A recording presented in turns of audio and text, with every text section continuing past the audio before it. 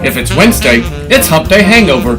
Greetings everyone, I'm Bart, and if this is your first time joining us, welcome, and to the subscribers, welcome back. This week's episode is a beautiful true story. It's entitled The Last Cab Ride. So grab yourself a cup of coffee or join me with a cocktail and let's get started. This is Humpday Hangover.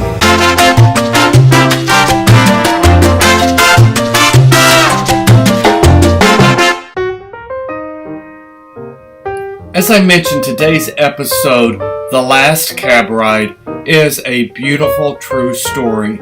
It's a story that's told by a gentleman named Kent Nerburn. And Kent was a cab driver. And you see, 20 years ago, he drove a cab for a living. And one time he arrived in the middle of the night for a pickup at a building that was dark, except for a single light on the ground floor window. Under these circumstances, many, if not most drivers, would honk once or twice and wait a minute and then drive away. But Kent said he had seen too many impoverished people who depended on taxis as their only means of transportation. And unless the situation smelled of danger, he always went to the door. The passenger might be someone who needs assistance, he said to himself. So he walked to the door and he knocked on the door. "Just a minute," answered a frail, elderly voice. He said, "I could hear something being dragged across the floor." And after a long pause, the door opened, and a small woman in her 80s stood before him. She was wearing a print dress and a pillbox hat that had a veil pinned on it, like somebody out of a 1940s movie. By her side was a small nylon suitcase. The apartment looked as if someone had not lived in it for years. All the furniture was covered with sheets, and there were no clocks on the walls, no knickknacks or utensils on the counters. "Would you please carry my bag to the car?" she asked. So Kent took the suitcase to the cab and then returned to assist the woman. She took his arm and they walked slowly toward the curb. She thanked him for his kindness. Oh, it's nothing," Kent told her. "I just treat my passengers the way I would want my mother to be treated." "Oh, you're such a good boy," she said. When they got in the cab, she gave him the address and then asked, "Could you please drive through downtown?" "Well, it's not the shortest route," Kent answered quickly. "Oh, I don't mind," she said. "I'm in no hurry. I'm on my way to hospice." Kent looked in the rearview mirror. Her eyes were glistening. I don't have any family left," she continued. The doctors say I don't have very long." Kent quietly reached over and shut off the meter. "What route would you like for me to take?" he asked. And for the next 2 hours, they drove through the city. She showed him the building where she had once worked as an elevator operator. They drove through the neighborhood where she and her husband had lived when they were newlyweds.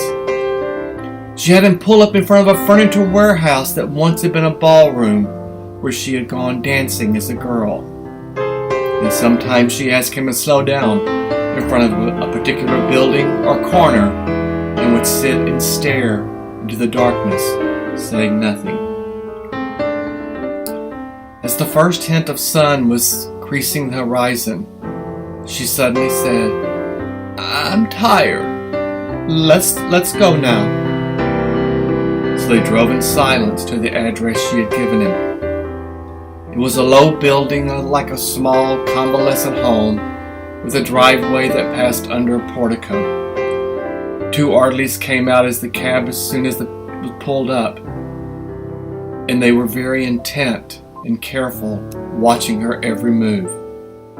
They must have been expecting her. Kent opens the trunk and takes the small suitcase to the door, and the woman was already seated in a wheelchair. "How much do I owe you?" she asked, reaching into her purse. Nothing, Kent said. Nothing. Well, you have to make a living, she answered. There are other passengers. Almost without thinking, Kent bent down and gave her a hug. She held on tightly. You gave an old woman a little moment of joy, she said. Thank you. Kent squeezed her hand and then walked into the dim morning light. Behind him, he heard the door shut. It was the sound of the closing of life.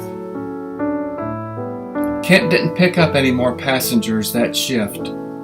He drove aimlessly, lost in thought. For the rest of the day, he could hardly talk. What if that woman had gotten an angry driver, or one who was impatient to end his shift? What if Kent himself had refused to take the run, had honked only once and then drove away? Kent sat and reflected, and on a quick review, realized I don't think I've done anything more important in my entire life. Now you see, we're conditioned to think our lives revolve around great moments. But great moments often catch us unaware because they're beautifully wrapped in what others may consider a small one. Such a beautiful story that touched me on so many levels. So let's take a quick look at our journaling activity for this week. As with always, start off listing your wins. List the wins you celebrated today and this week. And then ask yourself, what have been some of the greatest moments in your life? And when was the last time you made a difference to someone else? And when was the last time someone caught you by surprise? And finally, when was the last time you put everything aside for someone else? Now, this week's Bartism comes from the iconic Abraham Lincoln. And Abe Lincoln told us that nothing valuable can be lost by taking time. So take some time and go to that gratitude list and list 3 to 5 things you're grateful for. And this week's lesson, as with most, come from my best-selling book, My Moment to Succeed. Go out to my website, gogetbart.com. You'll see a link there out to Amazon. You can purchase this book out on Amazon. And during the holidays now, we are running a beautiful special. I will autograph it and personalize it for you, and you'll have it just in time for the holidays. And remember, let love be the subject, verb, object, and action in your life. And so thank you for spending a few moments with me. Hit that subscribe button below. Click the bell next to it to make sure you get your notifications. Go out to my website, gogetbart.com. Down the bottom in the footnotes are all the links to my social media. Follow me on social media. And of course, visit the Success Store. And remember, what comes to mind when someone mentions your name?